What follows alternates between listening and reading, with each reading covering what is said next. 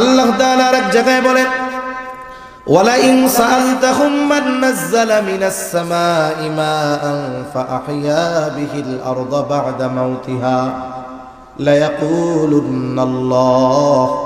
আপনি যদি তাদের জিজ্ঞাসা করেন মান নাযালা মিনাস সামাই মাআ, কে আসমান হতে পানি বর্ষণ করে, কে বৃষ্টি দেয়, শুধু তাই না ফাআহইয়া বিহিল আরদা বা'দা মাউতিহা, ওই বর্ষিত পানির দ্বারা কে মৃত জমিনকে পুনরুজ্জীবিত করে, অর্থাৎ শুকনা ফেটে চাষাবাদের অনুপযুক্ত ওই জমিনটাকে কে বৃষ্টির পানির মাধ্যমে চাষাবাদের উপযুক্ত করে তোলে।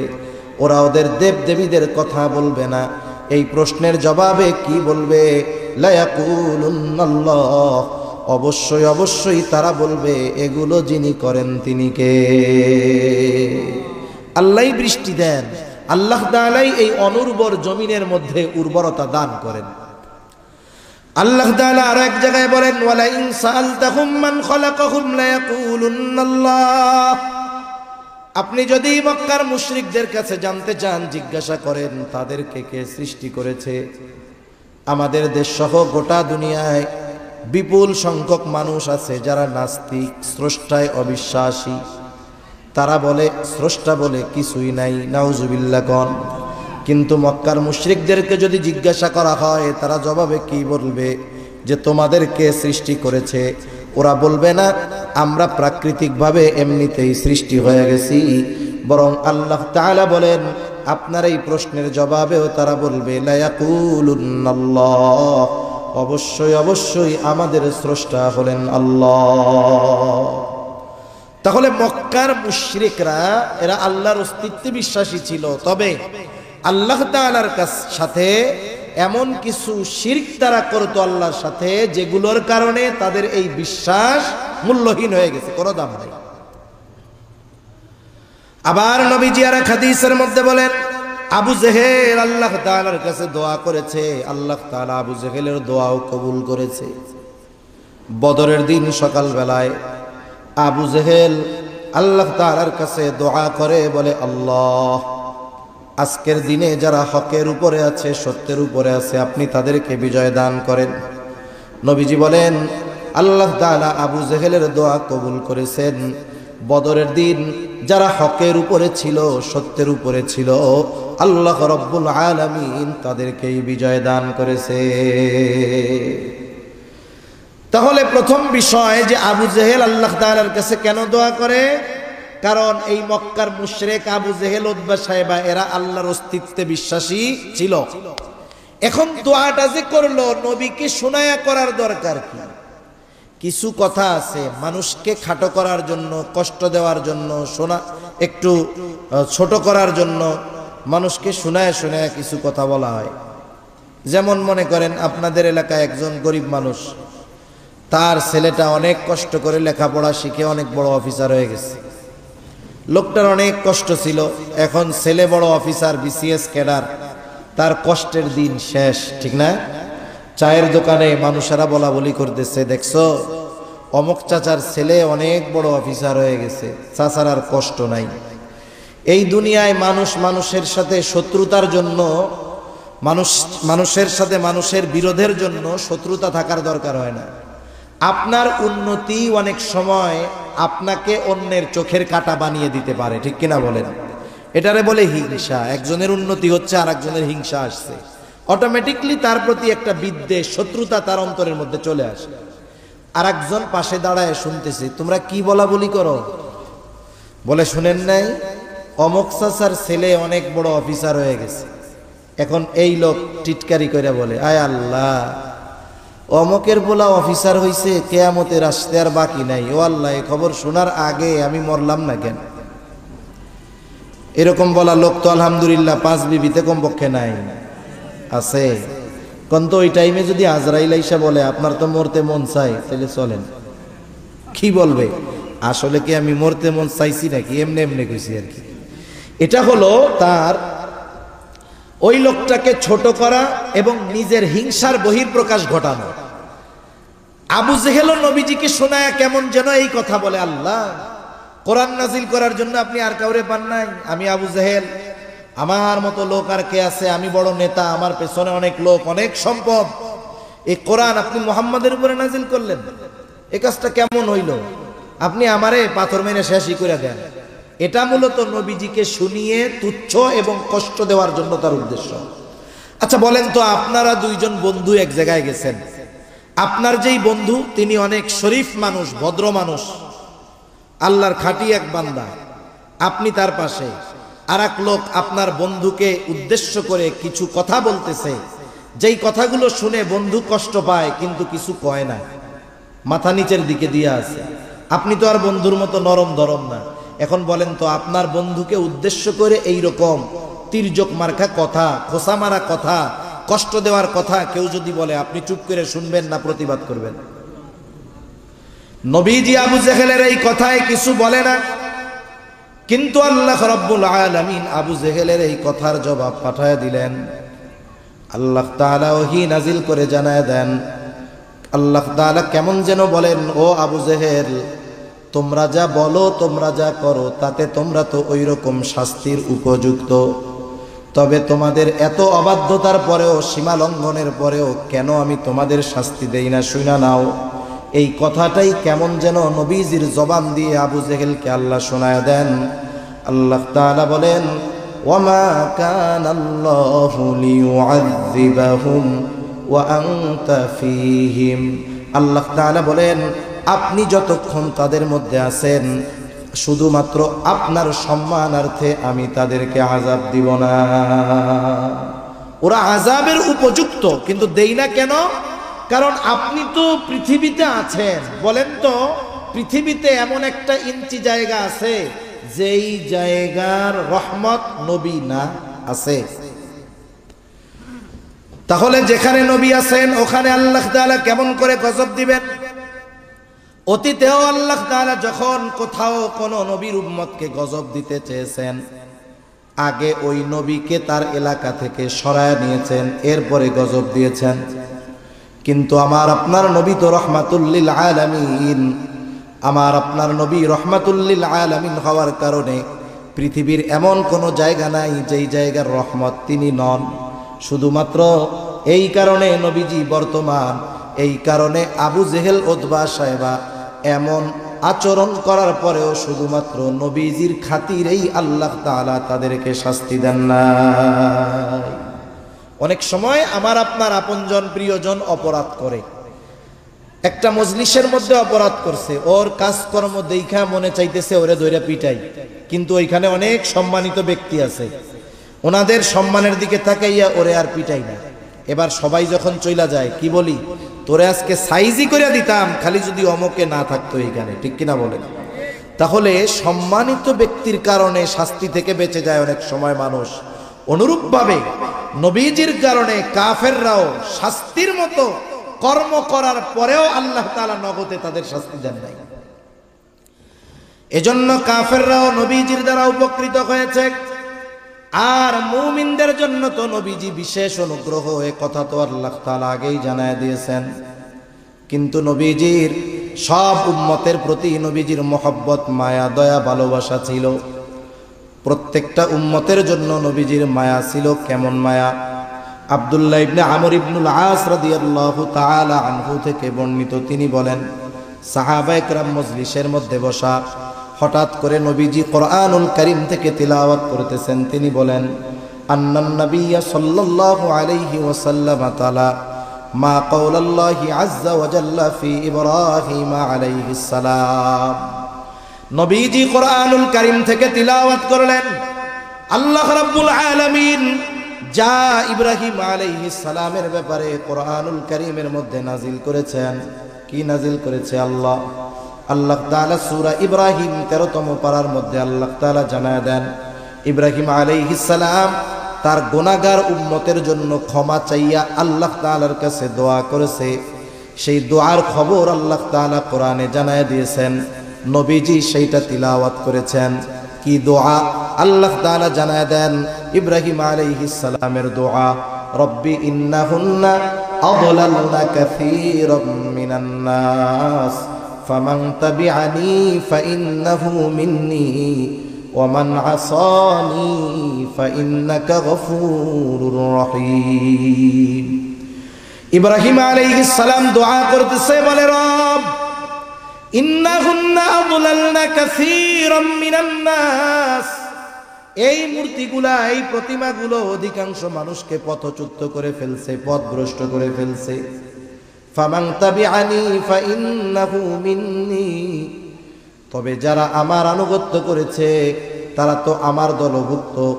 ওয়ামান আসানি ফাইন্নাকা গফুরুর রহিম, আর যারা আমার আনুগত্য করে নাই, কেমন যেন ইব্রাহিম আলাইহিস সালাম বলতে চায়, আল্লাহ এরা যদিও আমার আনুগত্য করে নাই তথাপি আমারই উম্মত। ফাইন্নাকা গফুরুর রহিম, আপনি তো গফুর, আপনি তো রহিম।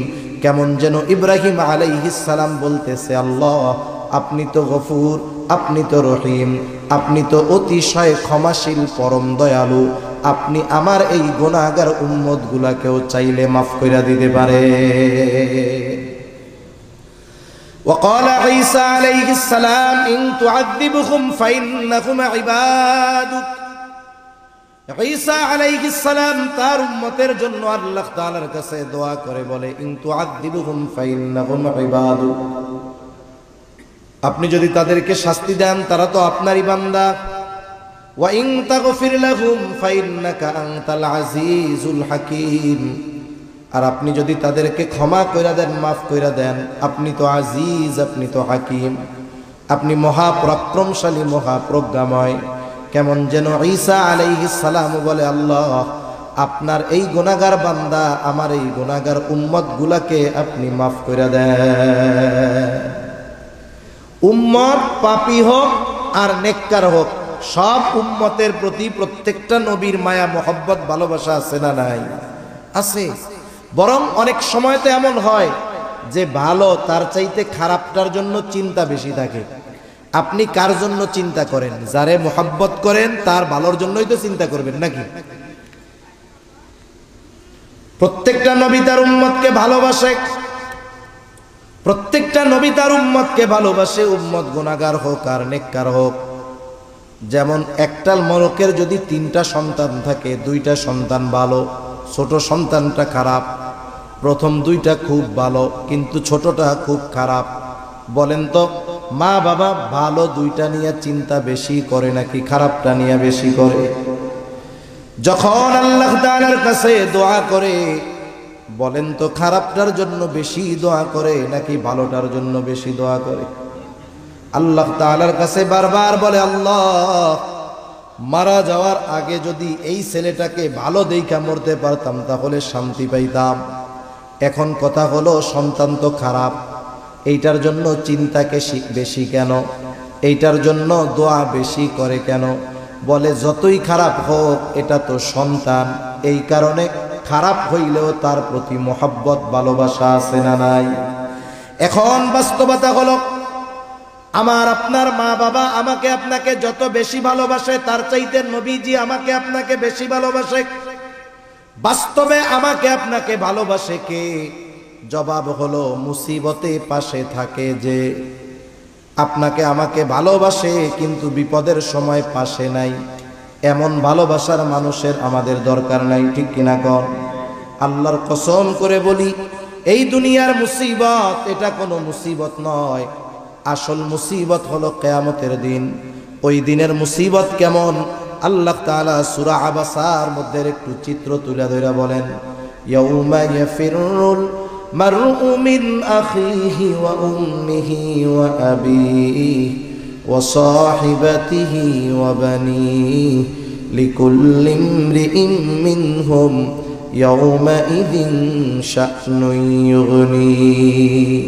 আল্লাহ তাআলা বলেন কিয়ামতের দিন ভাই ভাইয়ের থেকে পলায়ন করবে, ওয়া উম্মিহি ওয়া আবিহি, পিতা মাতার থেকে পলায়ন করবে, ওয়া সাহিবাতিহি ওয়া বানিহি, স্ত্রী সন্তানদের থেকে পলায়ন করবে। প্রত্যেকটা মানুষ সেই দিন নিজের চিন্তায় বিভোর থাকবে। সেই দিন মা ছেলেকে চিনবে না, ছেলে মাকে চিনবে না। আল্লাহর কসম, ওই দিন সকলে নিজের চিন্তায় বিভোর।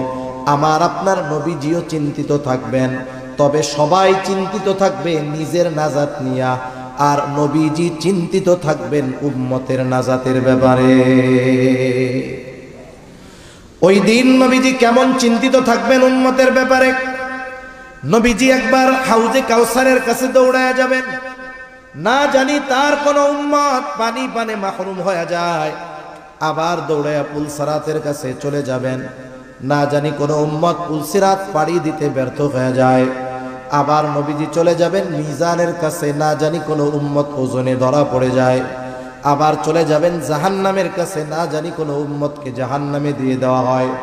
আবার যখন সুপারিশের দরকার, আল্লাহ তাআলার কাছে সে সুপারিশ করবেন। সব নবী জান্নাত অভিমুখে রওনা হয়ে যাবে, জান্নাতের দরজা খোলা হবে না। জিজ্ঞাসা করা হবে, কি ব্যাপার, জান্নাতের দরজা খোলো না কেন? বলে, যিনি আসলে খোলা হবে তিনি আসেন নাই। কে তিনি? বলে, মুহাম্মাদুর রাসূলুল্লাহ। কোথায় তিনি? বলে, হাসরের ময়দানে। কি করে? বলে, উম্মতের চিন্তায় বিভোর। আমার আপনার নবী ততক্ষণ পর্যন্ত নিজে জান্নাতে প্রবেশ করবে না যতক্ষণ না তার ওই উম্মত যার যাররা পরিমাণ ঈমান আছে এবং ওই ব্যক্তির ব্যাপারে যতক্ষণ না আল্লাহ তাআলার কাছ থেকে জান্নাতের নিশ্চয়তা নবী পাবেন, ততক্ষণ নবীজি নিজে জান্নাতে প্রবেশ করবে না। এখন আপনি বুঝে থাকলে একটু জবাব দেন তো, আমাদের মা বাবা আমাদের বেশি ভালোবাসে না নবী বেশি ভালোবাসে? সন্দেহ আছে? কোনো সন্দেহ নেই। এইবার ওই দুই নবীর উম্মতের ব্যাপারে দোয়া নবীজি তিলাওয়াত করেছেন। স্বাভাবিক বিষয় হলো অনেক সময় কিছু বিষয় আছে আমাদের যেখানে থাকে না, কিন্তু আরেকজনকে করতে দেখলে মনে পড়ে কি পড়ে না? দেখবেন ছোট বাচ্চা নিয়ে আপনি বাজারের দিকে গেছেন, ও কিছু কয় না, হঠাৎ করে সামনে দিয়ে আরেকটা বাচ্চা আসতেছে, হাতের মধ্যে আইসক্রিম। এবারও কি করবে বলেন তো? আপনার জামার সাথে ঝুল দিবে আর বলবে আমারও একটা কিনা দাও, ঠিক কিনা বলেন? একটু আগে কিন্তু মনে ছিল না, আর একজনকে দেখছে, এবার তার মনে পড়ে গেছে। যদিও নবীজি সব সময় উম্মতের চিন্তা করেন, কিন্তু এই নবীর দুআ, ওই দুই নবীর দুআ তিলাওয়াত করবার পর নবীজির অন্তরের মধ্যে উম্মতের মোহাব্বতের জোশ উঠে গেছে, ঢেউ উঠে গেছে। নবীজি এবার কি করলেন? ফারাফা ইয়াদাইহি ওয়া ক্বালা আল্লাহুম্মা উম্মতি উম্মতি ওয়া বাকা। নবীজি এইবার দুই হাত উঁচু করে আল্লাহ তাআলার কাছে কান্না করতেছে, অজর ঝরায় চোখ দিয়ে পানি পড়তেছে, আর শুধু নবীজি বলে আল্লাহুম্মা উম্মতি উম্মতি, আল্লাহ আমার উম্মত আমার উম্মত আমার উম্মত। আর কিছুই নবীজি বলেন না। যদিও নবীজি আর কিছুই বলেন না, কিন্তু নবীজি কি বলতে চায় আল্লাহ তাআলা সেটা জানেন। জানার পরেও তিনি জিবরাইল আলাইহিস সালামকে বলেন, জিবরাইল যাও মুহাম্মাদের কান্নার কারণ জিজ্ঞাসা করো। এইবার জিবরাইল আলাইহিস সালাতু ওয়াস সালাম এসে বলে, আপনার কান্নার কারণ কি? যদিও আপনার মালিক আপনার কান্নার কারণ জানে, এরপরেও আপনার মুখে শুনতে চায়। নবীজি এইবার উম্মতের ব্যাপারে সব কথা প্রাণ খুলে জিবরাইল আলাইহিস সালামের কাছে বললেন। জিবরাইল আলাইহিস সালাম আল্লাহ তাআলার কাছে গিয়ে বলে, তার কান্নার কারণ হলো তার উম্মত। আল্লাহ তাআলা বলে, জিবরাইল যাও মুহাম্মদকে গিয়ে জানায় দাও, আমি অচিরেই তাকে তার উম্মতের ব্যাপারে সন্তুষ্ট করব, তাকে অসন্তুষ্ট করব না। আল্লাহ তাআলার কাছ থেকে নবীজি এই দুনিয়ায় থাকতে উম্মতের ব্যাপারে সব সুবিধা চাইয়া আনছেন। সেই জন্য নবী মেরাজে গেছেন, নিজের কথা বলেন নাই। ওইখানে গিয়েও আল্লাহ তাআলা কাছে গিয়েও নবীজি উম্মতকে বলেন নাই। এটা হলো উম্মতের প্রতি মহব্বত ভালোবাসা থাকার কারণে। শুধু তাই না, নবীজি যখন তার উম্মতের দ্বারা আঘাতপ্রাপ্ত হয়েছেন, নবীজি কখনো আঘাতপ্রাপ্ত হওয়ার পরেও ওই উম্মতের জন্য নবীজি বদদোয়া করেন নাই। এটা মহব্বতের একটা বহির প্রকাশ। নবীজি যখন তায়েফে গেছে, একেবারে পাথর মারতে মারতে নবীজিকে রক্তাক্ত করে ফেলছে। গায়ের পোশাক ভিজে, পা বেয়ে বেয়ে রক্ত পড়ে জুতার মধ্যে ঢুকছে, জুতার মধ্যে রক্ত শুকায়া পা জুতার সাথে আটকে গেছে। সারাদিন দেহ থেকে রক্ত এইভাবে পড়ছে। ক্লান্ত দেহ নিয়া নবীজি এক আঙ্গুর বাগানের পাশে একটু বসে বিশ্রাম নিচ্ছেন। ইতিমধ্যে জিবরাইল আলাইহিস সালাম হাজির। এসে বলে, ইয়া রাসূলুল্লাহ, এই কওম আপনার সাথে কেমন আচরণ করেছে আপনার মালিক সব দেখছে। আমার সাথে নতুন একজন ফেরেশতা এসেছে যে আগে পরে আসে নাই। এইবার নবীজি বলেন, ওই নতুন ফেরেশতা আমার কাছে এসে আমাকে সালাম দিল, সালাম দিয়ে বলে, ইয়া রাসূলুল্লাহ, এই কওম আপনার সাথে কেমন আচরণ করেছে আপনার মালিক সব জানেন। আমাকে পাঠিয়েছেন আপনার আদেশ পালন করার জন্য। আপনি যদি আমাকে আদেশ দেন, 2 পাহাড় দিয়ে এদেরকে পিষে দেওয়া হবে, নিশ্চিহ্ন হয়ে যাবে, কোনো অস্তিত্ব থাকবে না, জনবসতি ছিল কেউ জানতে পারবে না। একটু চিন্তা করেন, আমরা হইলে কি করতাম? আমরা তো প্রতিশোধ পরায়ণ। কেউ যদি 20 বছর আগে আমার দিকে চোখ রাঙায়া আমাকে একটা কথা বলে থাকে, 20 বছর পরে যদি আমি ক্ষমতা পাই, চিন্তা করি ওই 20 বছর আগের চোখ রাঙানোর প্রতিশোধ আমাকে নিতে হবে। এতটা প্রতিশোধ পরায়ণ আমরা। আমাদের এক হুজুর বলতো, আমাদের কাছে আইসা যদি কোনো জিন আইসা বলে যে আপনার মনের একটা আশাই পূরণ হবে, কি আশা? বলে আপনি যাদের উপরে প্রতিশোধ নিতে চান তাদের নাম দেন, তাদের প্রতিশোধ নেওয়া হবে। তাইলে 50-60 লম্বা তালিকা হয়ে যাবে আমাদের, যে ওরে একটু সাইজ করে দিয়েন, ওরে হালকা, ওরে খালি ঠ্যাংটা ভাঙবেন, ওর খালি হাতটা ভাঙলেই চলবে, ওর চোখ একটা উঠাইলেই হবে, আর কিছু লাগবে না। আমাদের প্রতিশোধের তালিকা অনেক লম্বা হয়ে যেত। কিন্তু যারা নবীজিকে রক্তাক্ত করে ফেলছে, এখনো রক্ত পরিপূর্ণ শুকায়া যায় নাই, তাদের ব্যাপারে নবীজির প্রতিশোধের সুযোগ। ফেরেশতা বলতেছে আদেশ দেন, 2 পাহাড় দিয়ে একবারে পিষে দিব এদেরকে। নবীজি কি করলেন? আরাম করে একটু শুয়েছিলেন, নবীজি আবার উঠে বসলেন। ফেরেশতার এই কথার জবাবে নবীজি বলেন, বাল আরজু আন ইয়াখরুজাল্লাহু মিন আসলাবিহিম মান ইয়াবুদুল্লাহ ওয়াহদাহু ওয়া লা ইউশরিকু বিহি শাইআ। কেমন যেন নবীজি বলতেছেন, তুমি তো আমাকে বলতেছো আদেশ দেন, 2 পাহাড় দিয়ে এদেরকে পিষে শেষ করে দেই। শুনে নাও, এই মানুষগুলোর ব্যাপারে আমি আল্লাহ তাআলার কাছে এই আশা পোষণ করি যে আল্লাহ তাআলা এদের মধ্য থেকে এমন এক সম্প্রদায় বের করবে যারা এক আল্লাহর ইবাদত করবে, তার সাথে কারো শরীক করবে না।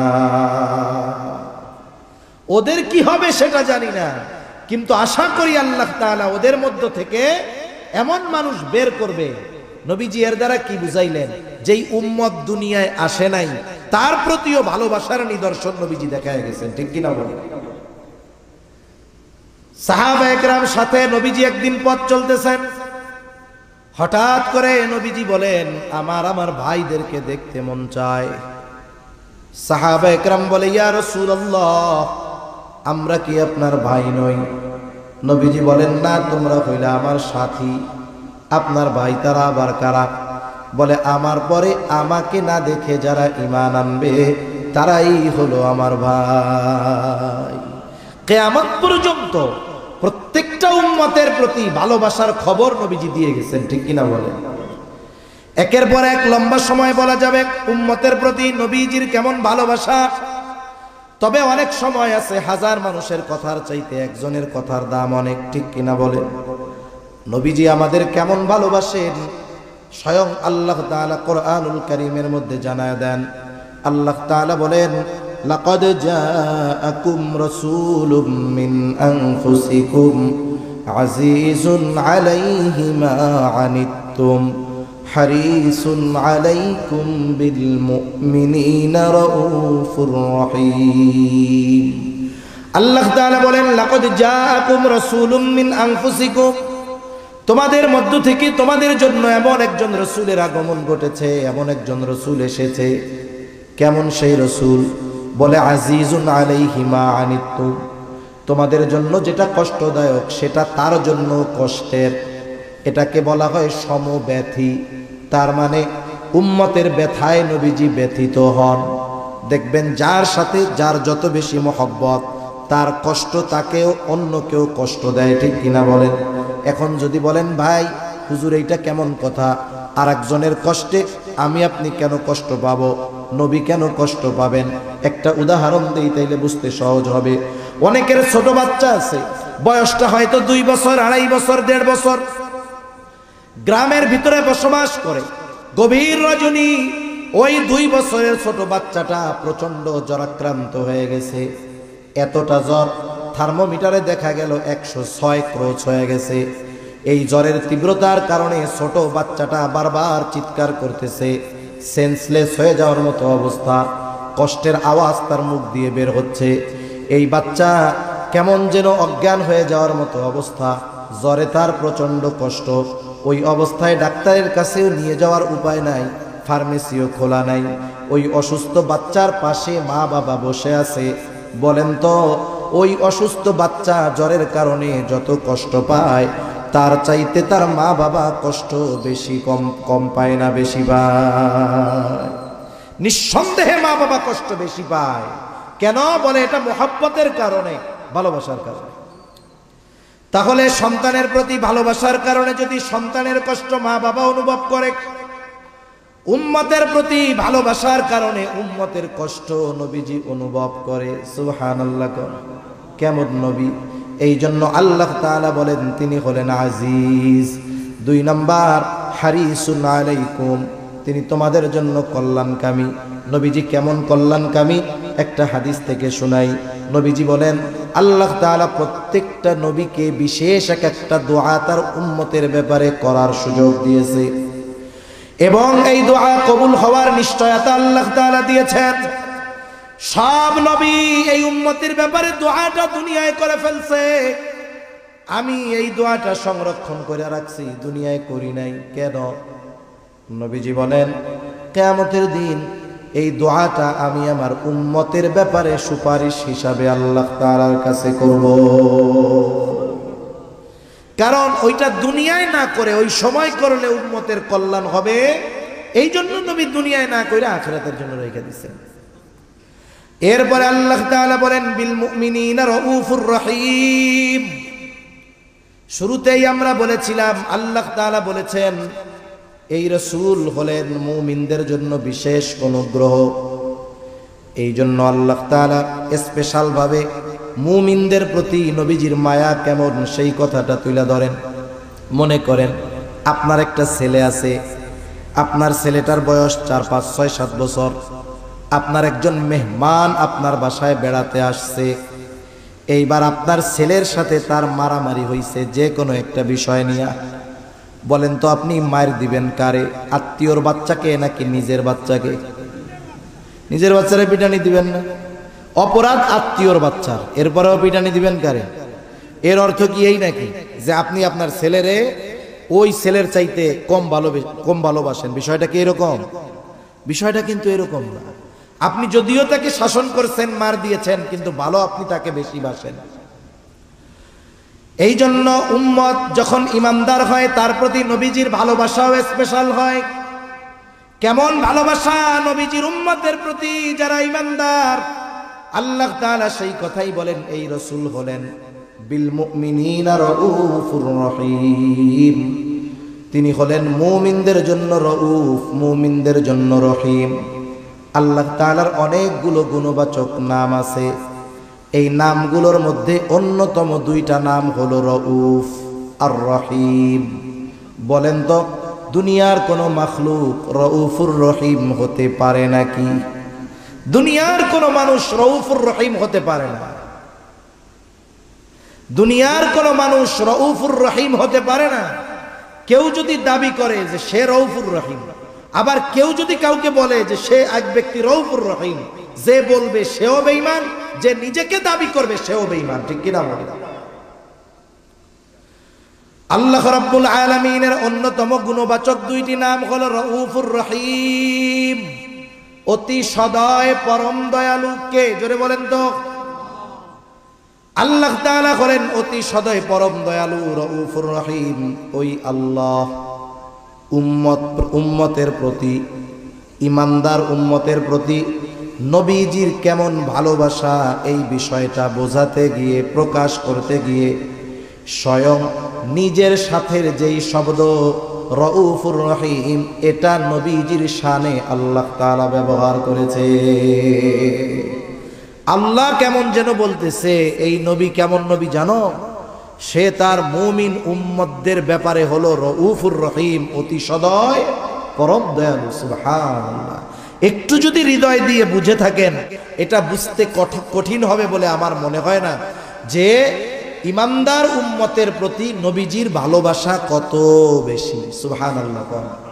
এখন এই ইমানদার উম্মত, আমাদের উপরে নবীজির এই মায়া, মোহাব্বত, ভালোবাসা, এর কদর আমরা কতটুকু করতে পারলাম সেই হিসাবও আমাদের করার দরকার আছে না নাই? আপনাকে যে ভালোবাসে, আপনি নিঃসন্দেহে তার জন্য অগ্রসর হবেন, তার বিপদে পাশে দাঁড়াবেন, তার কল্যাণকামী হবেন। নবীজি তো আমাদেরকে আমাদের জীবনের চাইতে বেশি ভালোবাসে। আমি আপনি আমার আপনার নাজাতের ব্যাপারে যতটা না চিন্তিত, তার চাইতে নবীজি আমাদের নাজাতের ব্যাপারে বেশি চিন্তিত, ঠিক কিনা? সেই নবীর প্রতি আমাদের মোহাব্বত, ভালোবাসাও সর্বোচ্চ হওয়ার দরকার। যিনি আমাকে আমার জীবনের চাইতে বেশি ভালোবাসেন, আমাকেও তাকে আমার জীবনের চাইতে বেশি ভালোবাসতে হবে। নবীজিকে ভালোবাসা এটা মুমিনের ঈমান।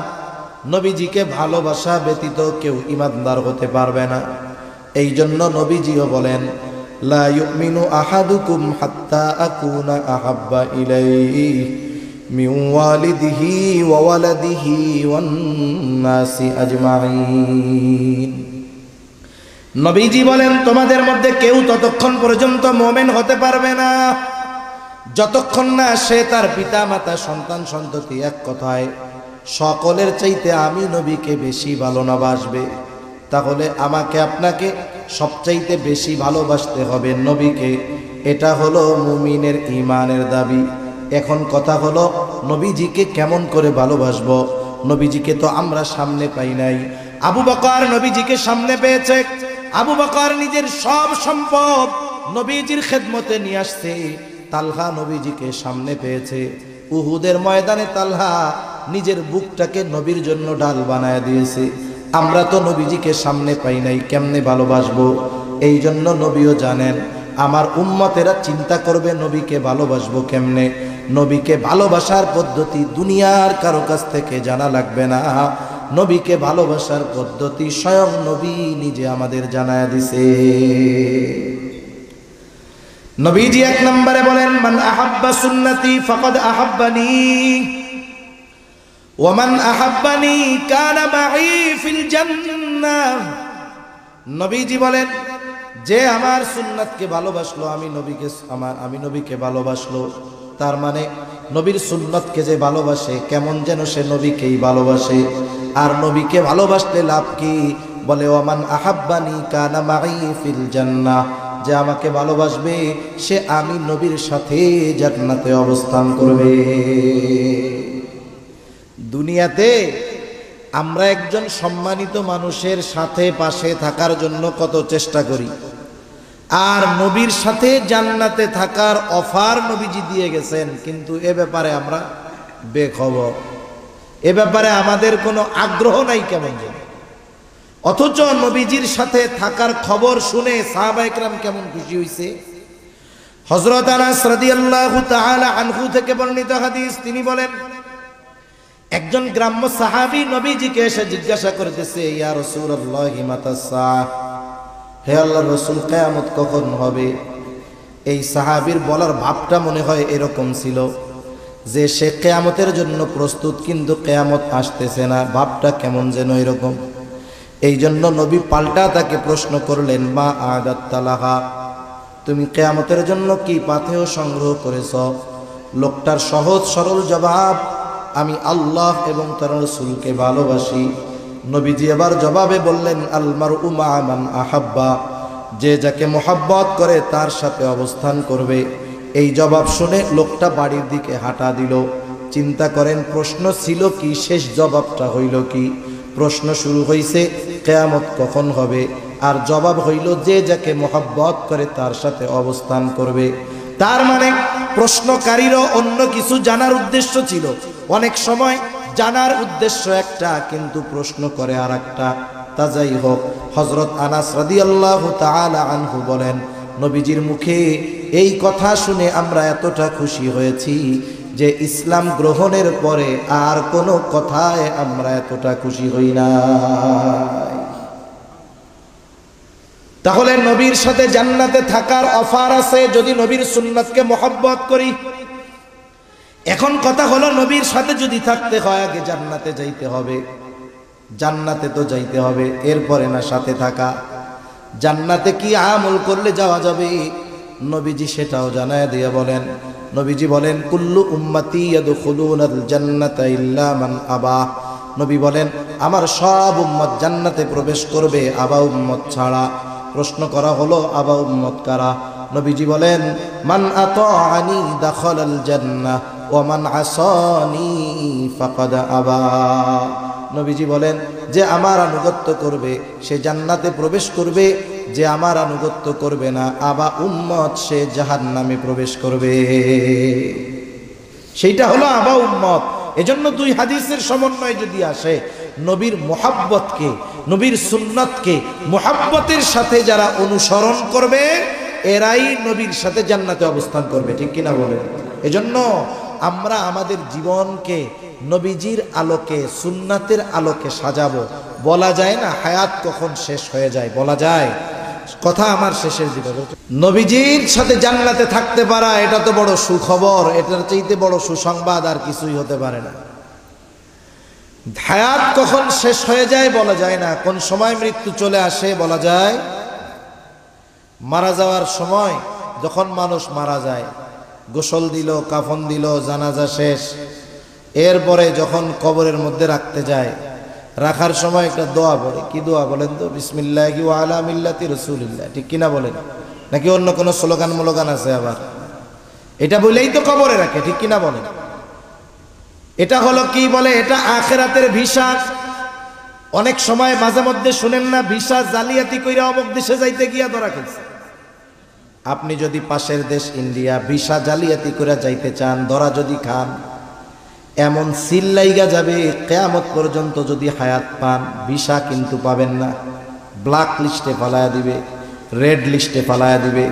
তার মানে আপনি যদি বর্ডার ক্রস করে অন্য দেশে যাইতে চান, লিগ্যাল ভিসা লাগবে, ঠিক কিনা বলেন? আমাকে আপনাকে যখন কবরে রাখা হবে বলবে বিসমিল্লাহি ওয়া আলা মিল্লাতি রাসূলিল্লাহ। এই কথার দ্বারা কি বলে, আমার ব্যাপারে একদিন বলবে, আমরা মানুষের ব্যাপারে বলি। বুজুর্গানে দিন বলেন এই কথার সারমর্ম হলো এরকম, কেমন যেন আল্লাহ তাআলাকে বলা হইতেছে, আল্লাহ আপনার নামে এমন এক ব্যক্তিকে এখন কবরস্থ করতেছি যার গোটা জীবন সুন্নাতের উপরে ছিল। সে যখন মরছে সুন্নাতের উপরে ছিল, একেবারে যখন কবরে রাখতেছি তখনও সুন্নাতের সাথেই আছে। দেখা গেল এই কথা বলে যাকে কবরে রাখা হইতেছে তার মুখের মধ্যে দাড়ি নেই। এখন আমাকে বলেন তো, এই ব্যক্তির ব্যাপারে যেই কথাটা বা দোয়াটা বলা হইল, ওই ব্যক্তির ব্যাপারে কথাটা সত্য নাকি মিথ্যা? ওর আখিরাতের প্রথম ঘাটি কবরেই রাখা হইল, ওকে ভিসা জালিয়াতি কইরা। এখন কি হবে? সাইজ হবে কি হবে না? এখান থেকেই শুরু হয়ে যাবে। এজন্য জীবনটা এমন ভাবে সাজানোর দরকার, মৃত্যু কখন চলে আসে বলা যায় না। যেই জায়গায় মরি, যেথাই মরি, আমাকে যখনই কবরে রাখবে আমার ব্যাপারে যেন বিসমিল্লাহি ওয়া আলা মিল্লাতি রাসূলিল্লাহ মিথ্যা না হয়, ঠিক কিনা বলেন? এভাবে জীবনটাকে সাজাতে হবে। জীবনটাকে যদি সাজাতে হয়, দ্বীনের উপরে যদি চালাতে হয়, এই যে দারুল কোরআন মাদ্রাসা সহ এইরকম দ্বীনি প্রতিষ্ঠানগুলো দরকার আছে না নাই বলেন? দরকার আছে তো। এজন্য আমরা যদি সুন্নাতের উপরে চলতে চাই, আমাদের দ্বীনি সমস্যাগুলোর সমাধান চাই, দ্বীনের উপরে চলাটা চাই যে সহজ হোক, তাহলে এই মাদ্রাসাগুলো বেশি বেশি দরকার এবং মাদ্রাসাগুলোর সাথে সম্পৃক্ত থাকার দরকার আছে না নাই? আছে। সবাই তো সবকিছু দিয়ে থাকতে পারবে না। জান্নাতটা কতটুকু হবে? রাসূল আকরাম সাল্লাল্লাহু আলাইহি ওয়াসাল্লাম বলেন, যেই ব্যক্তি সবচাইতে ছোট জান্নাতের মালিক হবে তার জান্নাতের পরিধিও হবে কমপক্ষে এই দুনিয়ার 10 গুণ। এত আস্তে বললেন সুবহানাল্লাহ। এই যে সুবহানাল্লাহ গুলো বলতেছেন, এগুলো তো জান্নাতে গাছ হিসাবে হয়ে যাচ্ছে। আওয়াজ কেন? তাহলে যাররা পরিমাণ ঈমানের মালিক সে জান্নাত পাবে কমপক্ষে এই দুনিয়ার কয় গুণ? একটু জবান খুলে বলেন তো। 10 গুণ। তাহলে সবচেয়ে দামি নিয়ামত হলো ঈমান। আর দামি দামি নিয়ামতগুলোর মধ্যে অন্যতম এক দামি নিয়ামত আমাদের জন্য যে আল্লাহ তাআলা বিনা টাকায়, বিনা চাওয়ায়, বিনা দরখাস্তে মুহাম্মাদুর রাসূলুল্লাহ সাল্লাল্লাহু আলাইহি ওয়াসাল্লামের উম্মত আল্লাহ তাআলা আমাদেরকে বানিয়েছেন। সুবহানাল্লাহ বলেন। আল্লাহ তাআলা মুহাম্মাদুর রাসূলুল্লাহ সাল্লাল্লাহু আলাইহি ওয়াসাল্লামকে বিশেষ করে মুমিনদের জন্য বিশেষ অনুগ্রহ হিসাবে অভিহিত করেছেন। আল্লাহ তাআলা বলেন, লাকাদ মান্নাল্লাহু আলাল মুমিনিনা ইয বা'আসা ফীহিম রাসূলাম মিন আনফুসিহিম। আল্লাহ রাব্বুল আলামিন বলেন, লাকাদ মান্নাল্লাহু আলাল মুমিনিন, মুমিনদের উপর আল্লাহ তাআলার বিশেষ অনুগ্রহ। ইয বা'আসা ফীহিম রাসূলাম মিন আনফুসিহিম, যে তিনি তাদের মধ্য থেকে তাদের জন্য একজন রাসূল প্রেরণ করেছেন। তাহলে আল্লাহ রাব্বুল আলামিন জানায় দিলেন এই রাসূল হলো মুমিনদের জন্য অনুগ্রহ, বিশেষ অনুগ্রহ। তবে নবী মুমিনদের জন্য বিশেষ অনুগ্রহ, তবে গোটা সৃষ্টি জগতই নবীজির দ্বারা উপকৃত হয়। এই জন্য আল্লাহ রাব্বুল আলামিন আমার আপনার নবীজিকে গোটা সৃষ্টি জগতের জন্য রহমত হিসাবে অভিহিত করেছেন। পবিত্র কোরআনুল কারীমের সর্বাধিক পাঠিত সূরার নাম হলো সূরা ফাতিহা। সূরা ফাতিহা এমন একটা সূরা প্রত্যেক নামাজের প্রতি রাকাতে লাগে। ইমামের পেছনে যখন পড়া হয়, ইমামের কেরাত, মুসল্লির কেরাত একা যখন পড়া হয়, নিজে পড়া হয় সূরা ফাতিহা। মোট কথা হইল প্রত্যেক নামাজের সূরা, প্রত্যেক রাকাতে সূরা ফাতিহা লাগে। জামাতে পড়ুক আর একাকী পড়ুক, সূরা ফাতিহার প্রয়োজন হয়। এই সূরা ফাতিহার শুরুতেই আমরা বলি আলহামদুলিল্লাহি রাব্বিল আলামিন। আমরা বলি সকল প্রশংসা আল্লাহর জন্য, যিনি জগৎ সমূহের রব, জগৎ সমূহের প্রতিপালক। সব প্রশংসা আল্লাহর জন্য, যিনি জগৎ সমূহের রব। আলম একবচন, আলামিন বহুবচন। তার মানে আলম তথা জগৎ একটা নয়, বরং অগণিত জগৎ যিনি সৃষ্টি করেছেন তিনি কে? মহাকাশ নিয়ে যারা গবেষণা করে, পৃথিবীর মধ্যে সবচাইতে প্রসিদ্ধ যেই সংগঠন, এটার নাম হলো নাসা। মহাকাশ নিয়ে তারা গবেষণা করে। আমাদের দেশেও আছে মহাকাশ গবেষণা কেন্দ্র, যেটার নাম হলো স্পার্স। কিন্তু নাসা কত অ্যাডভান্স, নাসার চাইতে আমরা আরো বেশি অ্যাডভান্স। নাসা যেটা 100 বছর পরের হিসাব চিন্তা করতেছে, আমরা এটা 100 বছর আগে করি। কেন আপনি বলেন তো? আপনি যদি কোনো ইঞ্জিনিয়ার, দেশের সেরা ইঞ্জিনিয়ারকে বড় মেডিকেল কলেজ হসপিটালের দায়িত্ব দিয়ে বলেন আজ থেকে মেজর অপারেশনগুলো ইঞ্জিনিয়ার সাহেব আপনি করবেন, এটা কি পসিবল? তার জন্য সম্ভব? সম্ভব না। আমাদের দেশের মহাকাশ গবেষণা কেন্দ্রের মহাপরিচালক যিনি, তিনি একজন কৃষিবিদ। বলেন তো কৃষিবিদের কাজ কি? কৃষিবিদের কাজ হইল যে ধানে কেন পোকা লাগতেছে, এই ধানগুলো কেন তাজা হইতেছে না, ধানের পোকাগুলো কিভাবে দূর করা যায়, কিভাবে উৎপাদন বাড়ানো যায়, এই কাজগুলো হইল তার। ঠিক কিনা বলেন? এখন আমরা কেন নাসায় একজন কৃষিবিদকে নিয়োগ দিলাম? মহাপরিচালক হিসাবে কেন কৃষিবিদকে দিলাম? আপনারা কি শুনেন মাঝে মধ্যে যে আশা করা যায় কয়েক যুগের মধ্যেই মঙ্গল গ্রহে মানুষের বসবাস হবে? শুনতেছেন এরকম? কেন মঙ্গলে জমি কিনতেছে। এখন মানুষ যদি বসবাস করে, মানুষের খাবারের দরকার আছে না নাই? কথা বলে না। খাবারের দরকার আছে। খাবার দরকার হলে চাষাবাদের দরকার আছে। তাহলে ওই চাষাবাদ করবে কেডা? আমাকেও আমরা যে করব। এই জন্য মহাকাশ গবেষণায় আমরা একজন কৃষিবিদরে নিয়োগ দিছি। তাইলে বলেন নাসা অ্যাডভান্স না আমরা অ্যাডভান্স? এই হলো দেশের অবস্থা। যার যে কাম না, তারে যদি সেই কাজ দিয়ে রাখে, তাহলে ওই জায়গায় উন্নতি কশিন কালেও সম্ভব নয়। তাহলে এই নাসা মাঝে মধ্যে আমাদেরকে খবরে জানায় যে নতুন আর একটা গ্রহ আবিষ্কার করা হয়েছে।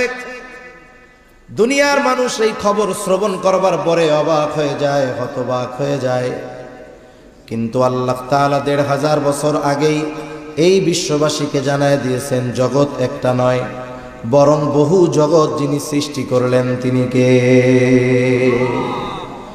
তাহলে আল্লাহ তাআলা হলেন রব্বুল আলামিন, জগৎ সমূহের রব, জগৎ সমূহের প্রতিপালক। সেই রব, সেই মালিক আল্লাহ তাআলা কোরআনুল কারীমের মধ্যে ঘোষণা দিয়ে বলেন, ওয়ামা আরসালনাকা ইল্লা রাহমাতাল লিল আলামিন। আমার আপনার নবীর ব্যাপারে আল্লাহ রাব্বুল আলামিন বলেন, আপনাকে আমি জগৎ সমূহের জন্য রহমত হিসাবে প্রেরণ করেছি। তাহলে জগৎ সমূহের রব হলেন আল্লাহ, জগৎ সমূহের রহমত হলেন মুহাম্মাদুর রাসূলুল্লাহ। সৃষ্টি জগতে একটা ইঞ্চি জায়গা খুঁজে পাওয়া যাবে না যেই জায়গার রব আমার আপনার আল্লাহ তাআলা নয়। অনুরূপভাবে সৃষ্টি জগতের মধ্যে একটা ইঞ্চি জায়গা খুঁজে পাওয়া যাবে না যেই জায়গার রহমত আমার আপনার নবীজি নয়। যেখানে রব আল্লাহ সেখানে রহমতি মুহাম্মাদুর রাসূলুল্লাহ সাল্লাল্লাহু আলাইহি ওয়াসাল্লাম। নবীজি রাহমাতুল লিল আলামিন হওয়ার কারণে সুবিধাজি শুধু মুমিনরা ভোগ করে তা নয়, কাফেররাও ভোগ করতেছে। কিয়ামত পর্যন্ত সব কাফেররা ভোগ করবে। নবীজি যখন ছিলেন তখনও কাফেররা নবীজির কারণে উপকৃত হয়েছে। হাদিস থেকে শোনাই আপনাদের, একবার আবু জেহেল নবীজির সামনে এসে আল্লাহ তাআলাকে শোনায় শোনায় দোয়া করতেছে, বলে, আল্লাহ, আপনি যদি সত্যই কোরআন মুহাম্মাদের উপরে নাজিল করে থাকেন তাহলে আমাদের উপরে পাথর বর্ষণ করেন অথবা যন্ত্রণাদায়ক শাস্তি দেন। আবু জেহেল নবীজিকে শোনায়া শোনায়া আল্লাহ তাআলার কাছে দোয়া করে। কথা হলো, ওর যদি পাথর বর্ষণ নিতে মন চায়, যন্ত্রণাদায়ক শাস্তি নিতেই মন চায়, তাইলে নবীজিকে শ্রবণ করানোর দরকার কি? গোপনে আল্লাহর কাছে বললেই তো হলো, ঠিক না? নবীজিকে শোনায় আল্লাহ তাআলার কাছে বলতেছে, কেমন যেন বলে, আল্লাহ, সত্যই যদি আপনি কোরআন মুহাম্মাদের উপরে নাজিল করে থাকেন তাহলে আমাদের উপরে পাথর বর্ষণ করেন অথবা যন্ত্রণাদায়ক শাস্তি দেন। প্রথম কথা হলো, আবু জেহেল এটা তো কাফের, আল্লাহ তাআলার কাছে দোয়া করে কেন? বলে, যদিও এরা মুশরিক কিন্তু এরা আল্লাহ তাআলার অস্তিত্বে বিশ্বাসী ছিল। এ কথা আমার নয়, স্বয়ং আল্লাহ তাআলাই কোরআনুল কারীমের মধ্যে বলেন, ওয়ালা ইন সাআলতাহুম মান খালাকাস সামাওয়াতি ওয়াল আরদ। আল্লাহ তাআলা বলেন, আপনি যদি মক্কার মুশরিকদেরকে জিজ্ঞাসা করেন, মান খালাকাস সামাওয়াতি ওয়াল আরদ, আসমান এবং জমিনের স্রষ্টা কে, আপনি যদি তাদের কাছে জানতে চান, জিজ্ঞাসা করেন, আপনার এই প্রশ্নের জবাবে তারা কি বলবে? আল্লাহ তাআলা দুইটা তাকিদ যোগ করে বলেন, লা ইয়াকুলুন্নাল্লাহ, অবশ্যই অবশ্যই তারা বলবে আসমান এবং জমিনের স্রষ্টা বলেন আল্লাহ। আল্লাহ তাআলা আর এক জায়গায় বলেন, ওয়ালা ইন সাআলতাহুম মান নাযালা মিনাস সামাই মাআন ফাআহইয়া বিহিল আরদা বা'দা মাউতিহা লা ইয়াকুলুন্নাল্লাহ। আপনি যদি তাদের জিজ্ঞাসা করেন, মান নাযালা মিনাস সামাই মাআ, কে আসমান হতে পানি বর্ষণ করে, কে বৃষ্টি দেয়, শুধু তাই না, ফাআহইয়া বিহিল আরদা বা'দা মাউতিহা, ওই বর্ষিত পানির দ্বারা কে মৃত জমিনকে পুনরুজ্জীবিত করে, অর্থাৎ শুকনা ফেটে চাষাবাদের অনুপযুক্ত ওই জমিনটাকে কে বৃষ্টির পানির মাধ্যমে চাষাবাদের উপযুক্ত করে তোলে। ওরা ওদের দেব দেবীদের কথা বলবে না। এই প্রশ্নের জবাবে কি বলবে? লা ইয়াকুলুন্নাল্লাহ, অবশ্যই অবশ্যই তারা বলবে এগুলো যিনি করেন তিনি কে? আল্লাহই বৃষ্টি দেন, আল্লাহ তাআলাই এই অনুর্বর জমিনের মধ্যে উর্বরতা দান করেন। আল্লাহ তাআলা আর এক জায়গায় বলেন, ওয়ালা ইন সাআলতাহুম মান খালাকাহুম লা ইয়াকুলুন্নাল্লাহ। আপনি যদি মক্কার মুশরিকদের কাছে জানতে চান, জিজ্ঞাসা করেন তাদেরকে কে সৃষ্টি করেছে, আমাদের দেশ সহ গোটা দুনিয়ায় বিপুল সংখ্যক মানুষ আছে যারা নাস্তিক, স্রষ্টায় অবিশ্বাসী। তারা বলে স্রষ্টা বলে কিছুই নাই, নাউজুবিল্লাহ কন। কিন্তু মক্কার মুশরিকদেরকে যদি জিজ্ঞাসা করা হয়, তারা জবাবে কি বলবে? যে তোমাদেরকে সৃষ্টি করেছে। ওরা বলবে না আমরা প্রাকৃতিকভাবে এমনিতেই সৃষ্টি হয়ে গেছি, বরং আল্লাহ তাআলা বলেন আপনার এই প্রশ্নের জবাবেও তারা বলবে লা ইয়াকুলুন্নাল্লাহ, অবশ্যই অবশ্যই আমাদের স্রষ্টা হলেন আল্লাহ। তাহলে মক্কার মুশরিকরা এরা আল্লাহর অস্তিত্বে বিশ্বাসী ছিল, তবে আল্লাহ তাআলার সাথে এমন কিছু শিরক তারা করতো আল্লাহর সাথে, যেগুলোর কারণে তাদের এই বিশ্বাস মূল্যহীন হয়ে গেছে, কোনো দাম নেই। আবার নবীজি আর হাদিসের মধ্যে বলেন আবু জেহেল আল্লাহ তাআলার কাছে দোয়া করেছে, আল্লাহ তাআলা আবু জেহেলের দোয়াও কবুল করেছে। বদরের দিন সকাল বেলায় আবু জেহেল আল্লাহ তাআলার কাছে দোয়া করে বলে, আল্লাহ আজকের দিনে যারা হকের উপরে আছে, সত্যের উপরে আছে, আপনি তাদেরকে বিজয় দান করেন।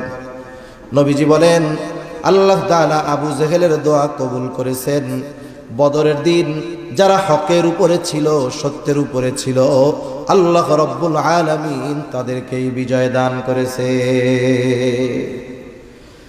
তাহলে প্রথম বিষয় যে আবু জেহেল আল্লাহ তাআলার কাছে কেন দোয়া করে, কারণ এই মক্কার মুশরিক আবু জেহেল, উতবা, সাইবা এরা আল্লাহর অস্তিত্বে বিশ্বাসী ছিল।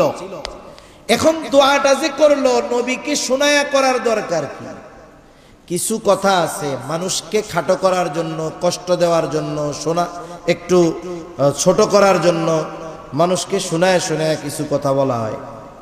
যেমন মনে করেন আপনাদের এলাকায় একজন গরিব মানুষ, তার ছেলেটা অনেক কষ্ট করে লেখাপড়া শিখে অনেক বড় অফিসার হয়ে গেছে। লোকটার অনেক কষ্ট ছিল, এখন ছেলে বড় অফিসার, বিসিএস ক্যাডার, তার কষ্টের দিন শেষ, ঠিক না? চায়ের দোকানে মানুষেরা বলা বলি করতেছে, দেখছো অমুক চাচার ছেলে অনেক বড় অফিসার হয়ে গেছে, চাচার আর কষ্ট নাই। এই দুনিয়ায় মানুষ মানুষের সাথে শত্রুতার জন্য, মানুষের সাথে মানুষের বিরোধের জন্য শত্রুতা থাকার দরকার হয় না। আপনার উন্নতি অনেক সময় আপনাকে অন্যের চোখের কাঁটা বানিয়ে দিতে পারে, ঠিক কিনা বলেন? এটারে বলে হিংসা। একজনের উন্নতি হচ্ছে আর একজনের হিংসা আসছে, অটোমেটিকলি তার প্রতি একটা বিদ্বেষ, শত্রুতা তার অন্তরের মধ্যে চলে আসে। আর একজন পাশে দাঁড়ায় শুনতেছে, তোমরা কি বলা বলি করো? বলে শুনেন নাই অমুক চাচার ছেলে অনেক বড় অফিসার হয়ে গেছে। এখন এই লোক টিটকারি করে বলে, আয় আল্লাহ, অমুকের বলা অফিসার হইছে, কিয়ামতের আসতে আর বাকি নাই। ও আল্লাহ, এই খবর শোনার আগে আমি মরলাম না কেন? এরকম বলা লোক তো আলহামদুলিল্লাহ 5 বিবিতে কমপক্ষে নাই, আছে। কিন্তু ওই টাইমে যদি আজরাইল আইসা বলে আপনার তো মরতে মন চাই, তাহলে চলেন, কি বলবে? আসলে কি আমি মরতে মন চাইছি নাকি, এমনি এমনি কইছি আর কি। এটা হলো তার ওই লোকটাকে ছোট করা এবং নিজের হিংসার বহিঃপ্রকাশ ঘটানো। আবু জেহেল নবীজিকে শোনায় কেমন যেন এই কথা বলে, আল্লাহ কোরআন নাজিল করার জন্য আপনি আর কাউরে পান নাই? আমি আবু জেহেল, আমার মতো লোক আর কে আছে? আমি বড় নেতা, আমার পেছনে অনেক লোক, অনেক সম্পদ। এই কোরআন আপনি মুহাম্মাদের উপরে নাজিল করলেন, এই কাজটা কেমন হইল? আপনি আমারে পাথর মেরে শেষই করে দেন। এটা মূলত নবীজিকে শুনিয়ে তুচ্ছ এবং কষ্ট দেওয়ার জন্য তার উদ্দেশ্য। আচ্ছা বলেন তো, আপনারা দুইজন বন্ধু এক জায়গায় গেছেন, আপনার যেই বন্ধু তিনি অনেক শরীফ মানুষ, ভদ্র মানুষ, আল্লাহর খাঁটি এক বান্দা, আপনি তার পাশে, আর এক লোক আপনার বন্ধুকে উদ্দেশ্য করে কিছু কথা বলতেছে, যেই কথাগুলো শুনে বন্ধু কষ্ট পায় কিন্তু কিছু কয় না, মাথা নিচের দিকে দিয়ে আছে। আপনি তো আর বন্ধুর মতো নরম ধরম না। এখন বলেন তো, আপনার বন্ধুকে উদ্দেশ্য করে এই রকম তির্যক মার্কা কথা, খোসা মারা কথা, কষ্ট দেওয়ার কথা কেউ যদি বলে, আপনি চুপ করে শুনবেন না প্রতিবাদ করবেন? নবীজি আবু জেহেলের এই কথায় কিছু বলে না, কিন্তু আল্লাহ রাব্বুল আলামিন আবু জেহেলের এই কথার জবাব পাঠায় দিলেন। আল্লাহ তাআলা ওহী নাজিল করে জানায় দেন, আল্লাহ তাআলা কেমন যেন বলেন, ও আবু জেহেল, তোমরা যা বলো, তোমরা যা করো, তাতে তোমরা তো ওই রকম শাস্তির উপযুক্ত। তবে তোমাদের এত অবাধ্যতার পরেও, সীমা লঙ্ঘনের পরেও কেন আমি তোমাদের শাস্তি দেই না, শুনা নাও। এই কথাটাই কেমন যেন নবীজির জবান দিয়ে আবু জেহেলকে আল্লাহ শোনায় দেন। আল্লাহ তাআলা বলেন, ওয়ামা কানাল্লাহু লিয়ুআযযিবাহুম ওয়া আনতা ফীহিম। আল্লাহ তাআলা বলেন, আপনি যতক্ষণ তাদের মধ্যে আছেন, শুধুমাত্র আপনার সম্মানার্থে আমি তাদেরকে আযাব দিব না। ওরা আযাবের উপযুক্ত, কিন্তু দেই না কেন? কারণ আপনি তো পৃথিবীতে আছেন। বলেন তো, পৃথিবীতে এমন একটা ইঞ্চি জায়গা আছে যেই জায়গার রহমত নবী না আছে? তাহলে যেখানে নবী আছেন ওখানে আল্লাহ তাআলা কেমন করে গজব দিবেন? অতীতেও আল্লাহ তাআলা যখন কোথাও কোনো নবীর উম্মতকে গজব দিতে চেয়েছেন, আগে ওই নবীকে তার এলাকা থেকে সরায় নিয়েছেন, এরপরে গজব দিয়েছেন। কিন্তু আমার আপনার নবী তো রহমাতুল লিল আলামিন। আমার আপনার নবী রহমাতুল লিল আলামিন হওয়ার কারণে পৃথিবীর এমন কোনো জায়গা নাই যেই জায়গার রহমত তিনি নন। শুধুমাত্র এই কারণে নবীজি বর্তমান, এই কারণে আবু জেহেল উতবা সাহেবা এমন আচরণ করার পরেও শুধুমাত্র নবীজির খাতিরেই আল্লাহ তাআলা তাদেরকে শাস্তি দেন না। অনেক সময় আমার আপনার আপনজন প্রিয়জন অপরাধ করে, একটা মজলিসের মধ্যে অপরাধ করছে, ওর কাজকর্ম দেখা মনে চাইতেছে ওরে ধইরা পিটাই, কিন্তু ওইখানে অনেক সম্মানিত ব্যক্তি আছে, ওনাদের সম্মানের দিকে তাকাইয়া ওরে আর পিটাই না। এবার সবাই যখন চইলা যায় কি বলি, তোরে আজকে সাইজি করে দিতাম খালি যদি অমকে না থাকতো এইখানে, ঠিক কিনা বলেন? তাহলে সম্মানিত ব্যক্তির কারণে শাস্তি থেকে বেঁচে যায় অনেক সময় মানুষ। অনুরূপভাবে নবীজির কারণে কাফেররাও শাস্তির মতো কর্ম করার পরেও আল্লাহ তাআলা নগদে তাদের শাস্তি দেন নাই। এজন্য কাফেররাও নবীজির দ্বারা উপকৃত হয়েছে। আর মুমিনদের জন্য তো নবীজি বিশেষ অনুগ্রহ, এ কথা তো আল্লাহ তাআলা আগেই জানায় দিয়েছেন। কিন্তু নবীজির সব উম্মতের প্রতি নবীজির মহব্বত, মায়া, দয়া, ভালোবাসা ছিল। প্রত্যেকটা উম্মতের জন্য নবীজির মায়া ছিল। কেমন মায়া? আব্দুল্লাহ ইবনে আমর ইবনুল আস রাদিয়াল্লাহু তাআলা আনহু থেকে বর্ণিত, তিনি বলেন, সাহাবায়ে কেরাম মজলিসের মধ্যে বসা, হঠাৎ করে নবীজি কোরআনুল কারীম থেকে তিলাওয়াত করতেছেন। তিনি বলেন, আন্নান নাবিয়্যা সাল্লাল্লাহু আলাইহি ওয়াসাল্লাম তাআলা মা কাওলাল্লাহি আযজা ওয়া জাল্লা ফি ইব্রাহিম আলাইহিস সালাম। নবীজি কোরআনুল কারীম থেকে তিলাওয়াত করলেন, আল্লাহ রাব্বুল আলামিন যা ইব্রাহিম আলাইহিস সালামের ব্যাপারে কোরআনুল কারীমের মধ্যে নাজিল করেছেন। কি নাজিল করেছে? আল্লাহ তাআলা সূরা ইব্রাহিম 13তম পারার মধ্যে আল্লাহ তাআলা জানায় দেন, ইব্রাহিম আলাইহিস সালাম তার গুনাহগার উম্মতের জন্য ক্ষমা চাইয়া আল্লাহ তাআলার কাছে দোয়া করেছে। সেই দোয়ার খবর আল্লাহ তাআলা কোরআনে জানায় দিয়েছেন, নবীজি সেইটা তিলাওয়াত করেছেন। কি দোয়া? আল্লাহ তাআলা জানায় দেন ইব্রাহিম আলাইহিস সালামের দোয়া, রব্বি ইন্নাহুন্না আযলালনা কাসীরাম মিনান নাস ফামান তাবিআনি ফাইন্নাহু মিন্নি ওয়া মান আসানি ফাইন্নাকা গফুরুর রহিম। ইব্রাহিম আলাইহিস সালাম দোয়া করতেছে, বলে, রব ইন্নাহুন্না আযলালনা কাসীরাম মিনান নাস, এই মূর্তিগুলা, এই প্রতিমাগুলো অধিকাংশ মানুষকে পথচ্যুত করে ফেলছে, পথভ্রষ্ট করে ফেলছে। ফামান তাবিআনি ফাইন্নাহু মিন্নি, তবে যারা আমার আনুগত্য করেছে তারা তো আমার দলভুক্ত। ওয়া মান আসানি ফাইন্নাকা গফুরুর রহিম, আর যারা আমার আনুগত্য করে নাই, কেমন যেন ইব্রাহিম আলাইহিস সালাম বলতে চায়, আল্লাহ এরা যদিও আমার আনুগত্য করে নাই তথাপি আমারই উম্মত। ফাইন্নাকা গফুরুর রহিম, আপনি তো গফুর, আপনি তো রহিম। কেমন যেন ইব্রাহিম আলাইহিস সালাম বলতেছে, আল্লাহ আপনি তো গফুর, আপনি তো রহিম, আপনি তো অতিশয় ক্ষমাশীল, পরম দয়ালু, আপনি আমার এই গুনাহগার উম্মতগুলাকেও চাইলে মাফ কইরা দিতে পারে। وقال عيسى عليه السلام إن تعذبهم فإنهم عبادك। ঈসা আলাইহিস সালাম তার উম্মতের জন্য আল্লাহ তাআলার কাছে দোয়া করে বলে, ইন তুআযিবুহুম ফাইন্নাহুম ইবাদুক, আপনি যদি তাদেরকে শাস্তি দেন তারা তো আপনারই বান্দা।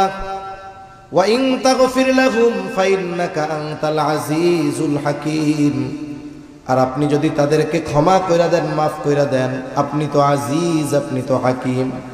আপনি মহাপরাক্রমশালী, মহাপ্রজ্ঞাময়।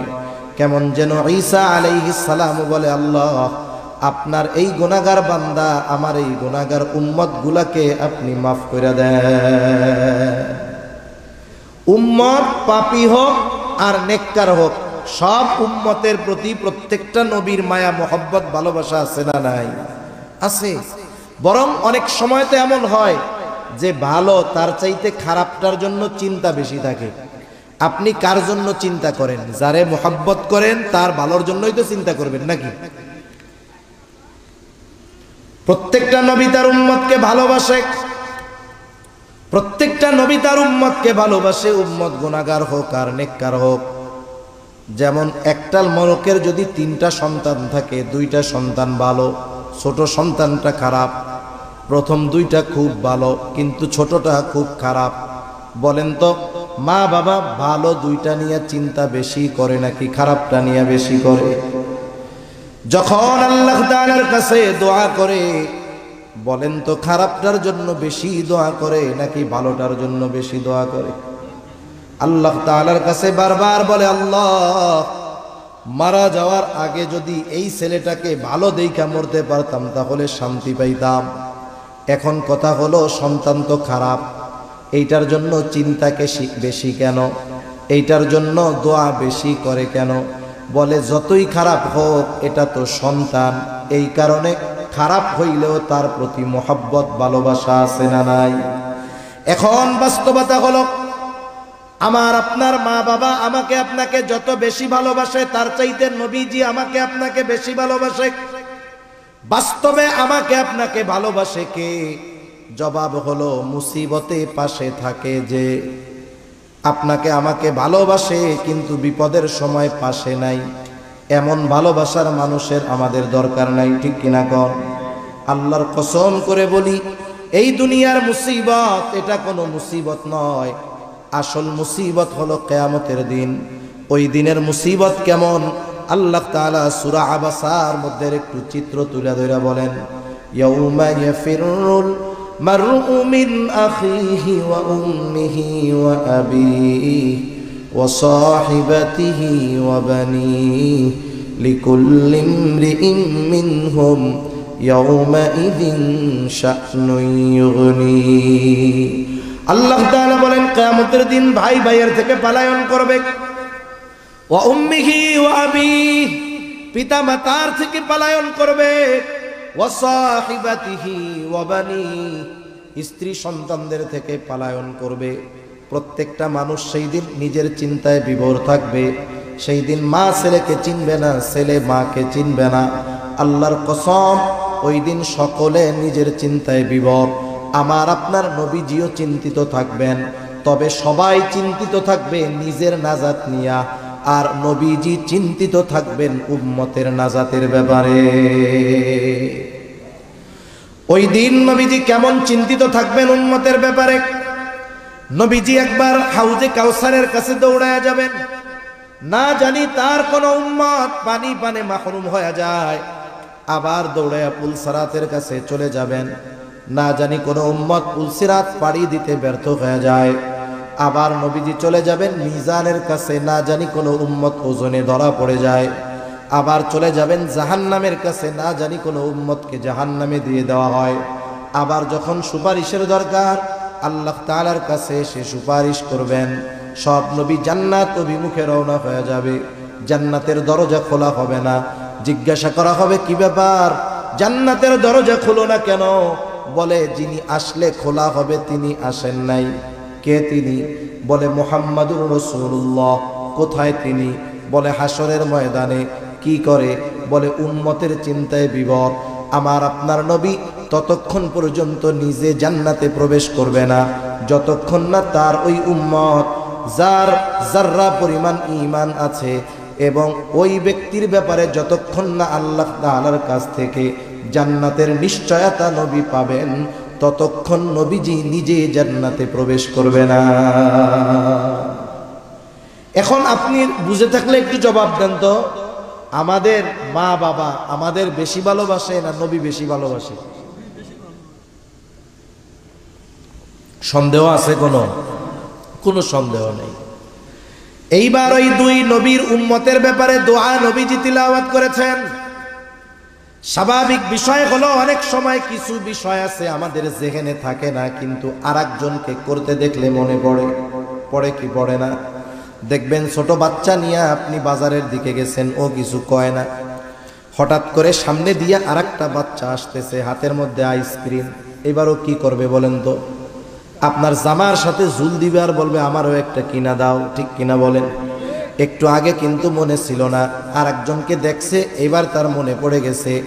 যদিও নবীজি সব সময় উম্মতের চিন্তা করেন, কিন্তু এই নবীর দুআ, ওই দুই নবীর দুআ তিলাওয়াত করবার পর নবীজির অন্তরের মধ্যে উম্মতের মোহাব্বতের জোশ উঠে গেছে, ঢেউ উঠে গেছে।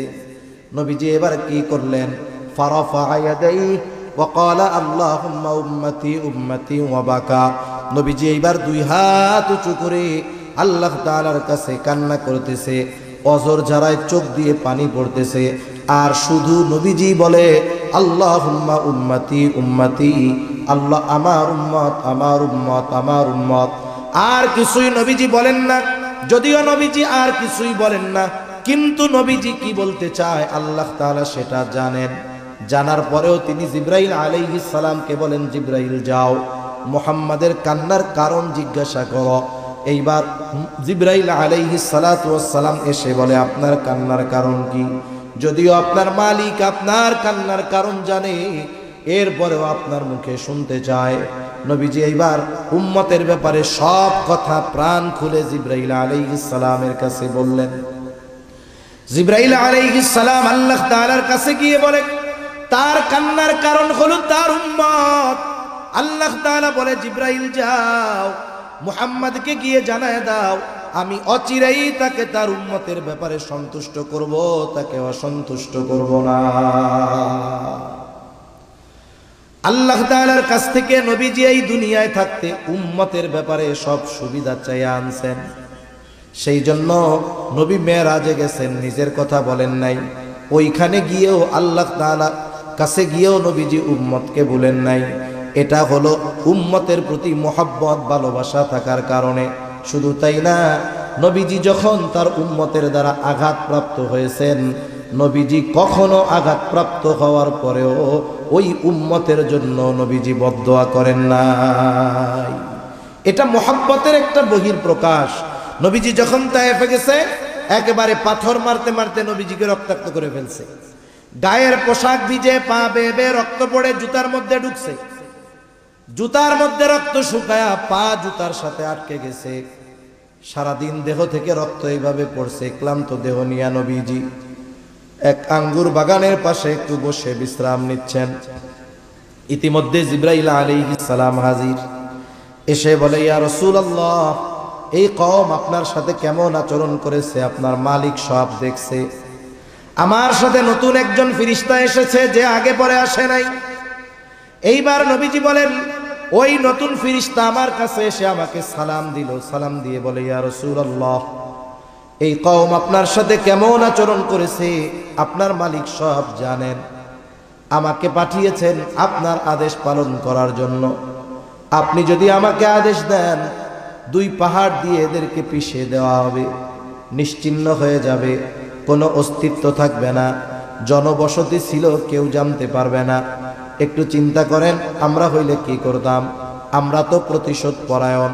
কেউ যদি 20 বছর আগে আমার দিকে চোখ রাঙায়া